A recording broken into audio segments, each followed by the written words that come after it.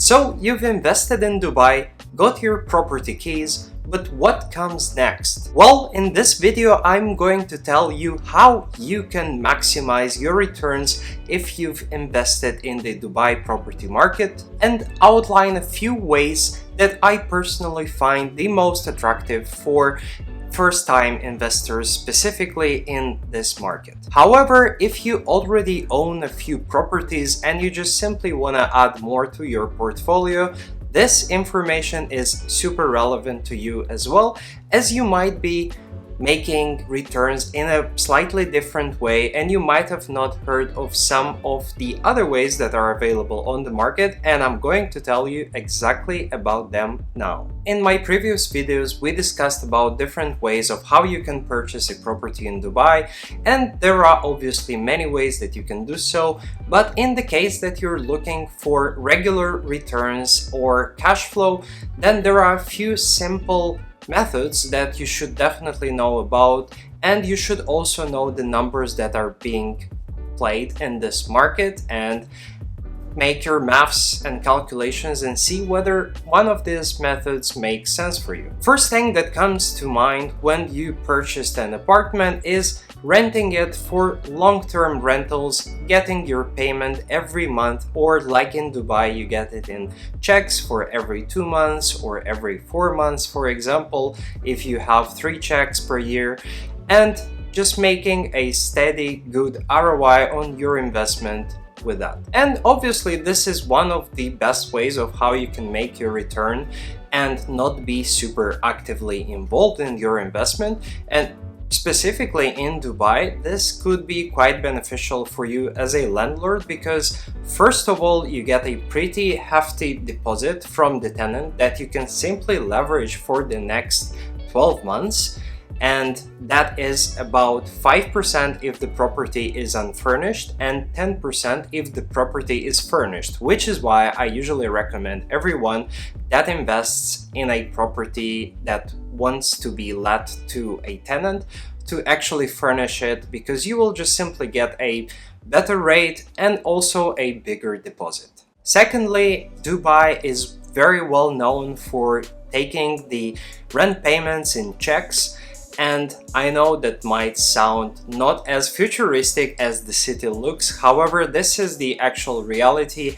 And a simple case how this works in this market is that you probably will sign a lease for usually 3 to 4 checks per year, which means that basically your tenant is going to hand you 4 checks, and every 3 months in this case, or every 4 months if you are asking for 3 checks, you will be able to deposit them and cash it out. When you just make this contract agreement, you obviously will be taking the first payment check and the deposit. So in the case that you have an apartment that is already furnished, you will get 10% deposit plus a check, a pretty good sum of at least 2, 3, or 4 months, depending on the length of the contract and the recurrence for the check payments, which is really good for you as a landlord because you will be able to juggle around with all this money and simply leverage the money right away from the beginning of the contract and not be looking at getting this payment every single month, and also will enable you to be more free and just expect the payment once a quarter in this case. It really gives you a lot of flexibility, even though at the first glance it seems very old and traditional to be dealing with checks. However, for a tenant, this might not be the ideal case, although even as a tenant, this is pretty good because you just hand in the checks and you know that the payment per once a quarter, for example, will be just withdrawn from your bank account, and just make sure that you have the money in that bank account so you don't pay for any fees afterwards. However, for a landlord, this is a perfect scenario because of many things that I've already outlined, but most importantly because of the leverage that you have on the first initial payments. In your case as an investor, this leverage doesn't only give you a really good sum of money upfront, but also helps you to cover for your furnishing. If, for example, you just went out of your pocket limits and spent on furnishing this apartment and then rented it out, you can get all this money back much quicker. In the case of long-term rentals, you should know as a landlord that you will be actually liable to extend this contract for the current tenant. You as a landlord should know that in Dubai you can't actually evict your tenant if you're not sending an official request 12 months in advance. So the disadvantage, the slight small disadvantage in this is that you won't be able to just increase the price to different levels, whichever that you might think, if the market, for example, is performing way better after 1 year of tenancy, because there is also regulation on the rent increase. So there is rental basically management that is in place, and you won't be able to go through the actual percentage that is in your region,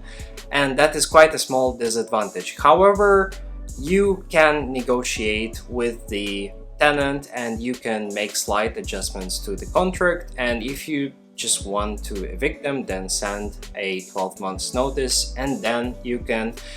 advertise your apartments for a higher price. The next option for maximizing your rental income and your returns on your property investing is, of course, the short-term rentals, which are quite beneficial for you as a landlord because they obviously will bring you more money than renting it out for long-term. However, they also have their disadvantages. While for long-term rentals, you will be paying around 5% or up to 5,000 dirhams per management fees for a one-bedroom apartment, and probably around double from most companies for a apartment that is more expensive than 200,000 dirhams per year. In the case of short-term rentals, you will be paying slightly more to the management companies. It could be from 10 to 15%, and